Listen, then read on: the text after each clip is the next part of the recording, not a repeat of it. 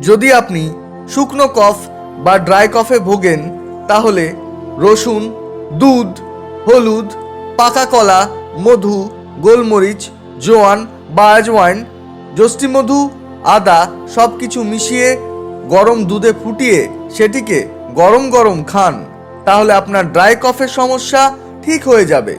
আজকের মতো অনুষ্ঠান পর্বের এখানেই সমাপ্তি। আমরা পরবর্তী অনুষ্ঠানে আরো অনেক কিছু গুরুত্বপূর্ণ বিষয় নিয়ে আলোচনা করব।